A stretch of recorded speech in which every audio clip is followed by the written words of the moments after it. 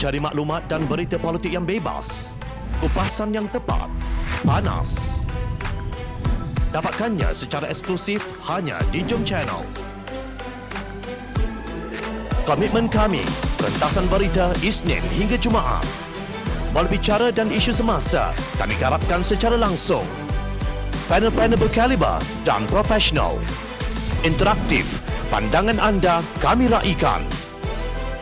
Jangan lupa bersama kami di setiap hujung minggu dalam edisi khas mingguan. Jom Channel, moving forward, sharing a new experience.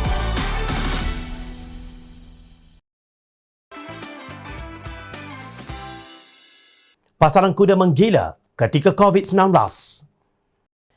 Bagaimanakah Malaysia sampai ke tahap ini? Sekali lagi, persoalan yang menyerabutkan minda ini kembali. Imej Malaysia dari sudut ketelusan kini merudum, mungkin menghampiri tahap Somalia yang tercorot dalam Indeks Persepsi Rasuah Dunia pada tahun 2020. Menjelang September ini apabila Perdana Menteri Tan Sri Muhyiddin Yassin, Perdana Menteri Tebu Atap kononnya mahu menentukan keabsahannya, beberapa media melaporkan tentang kemungkinan berlakunya pasaran kuda atau horse trading di negara ini. Bagi pemerhati politik, jalanan ia lebih dikenali sebagai perniagaan jual beli katak. Pada hujung minggu baru-baru ini, perniagaan berkenaan meletup kerana nilainya mencecah sehingga 30 juta ringgit. Anehnya, antara yang didakwa mendapat tawaran itu 3 orang ahli parlimen DAP, iaitu ahli parlimen Ipoh Barat M. Kulasegaran, ahli parlimen Kota Melaka Ku Poi Tiong dan Kelvin Yee Kuching. Puan Tiong berkongsi mesej WhatsApp yang diterimanya daripada nombor yang tidak dikenali yang memberitahu mengenai 2 kekosongan jawatan menteri sekarang. Keluarlah dari bayang-bayang keluarga Lim, kita perlu lebih ramai wakil bukan Melayu dalam kerajaan ini. Kata mesej tersebut yang ditulis dalam bahasa Inggeris. Puan Tiong ditawarkan durian RM30 secara cash dan jawatan menteri. Sementara itu, ahli parlimen Amanah Lumut Datuk Dr. Hatta Ramli dalam kenyataannya menafikan bahawa beliau menyokong Mahyadin. Malah beliau turut mendesak supaya pengerusi Perikatan Nasional itu meletakkan jawatan Perdana Menteri yang disandangnya kerana beliau telah pun hilang majoriti. Mengulas mengenainya, Setiausaha Agung Pakatan Harapan yang juga ahli parlimen Kulim Bandar Baharu, Datuk Seri Saifuddin Nasution Ismail berkata, usaha membeli ahli parlimen sedang berjalan rancak. Beberapa ahli parlimen blok pembangkang diumpan jawatan menteri. Ini sebabnya mengapa Perdana Menteri Mahyadin buat undi percaya bulan September. Melayu Islam tergugat atau kuasa, pangkat dan habuan yang menjadi tujuan berjuang, bidasnya.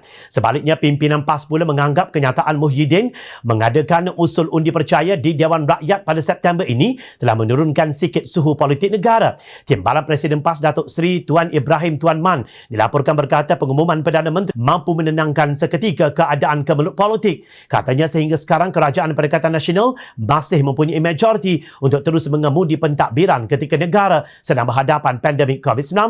Malah PAS berdiri teguh dan menyokong kepimpinan Perdana Menteri dan kerajaan sekarang, ujarnya, seperti dipetik Harakah Daily pada 5 Ogos lalu. Menurut laporan, Tuan Ibrahim berkata tindakan pembangkang terus-menerus mendesak mahu menukar kerajaan, menjejaskan usaha kerajaan khususnya kelancaran program imunisasi COVID-19 kebangsaan PICK. Dalam masa 2-3 bulan lagi pilihan raya mungkin diadakan, jadi tidak sesuailah hendak tukar Perdana Menteri dalam situasi sekarang, katanya.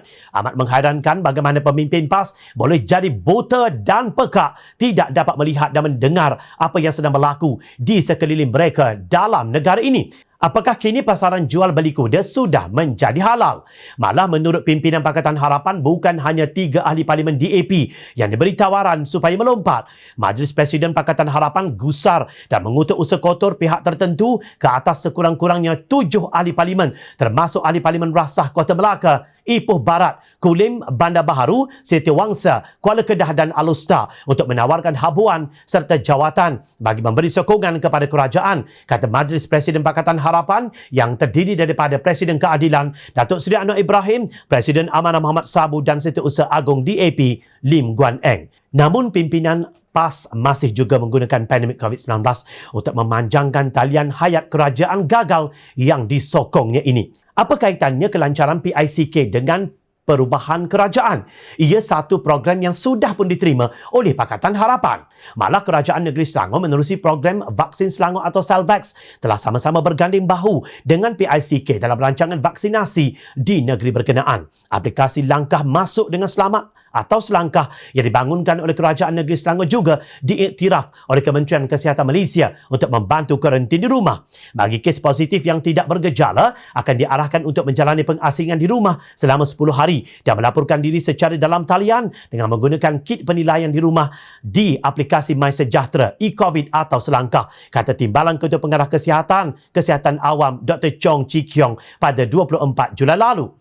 Program Selvax menerusi pembelian 2.5 juta dos untuk diberi percuma kepada pekerja dan golongan yang berpendapatan rendah juga diiktiraf PICK. Selangkah dan saringan komuniti antara idea penting yang disarankan Pasukan Petugas Pencegahan COVID-19 Selangor atau STFC yang ditubuhkan pada 10 Mac 2020. Seminggu sebelum Perintah Kawalan Pergerakan PKP pertama diumumkan.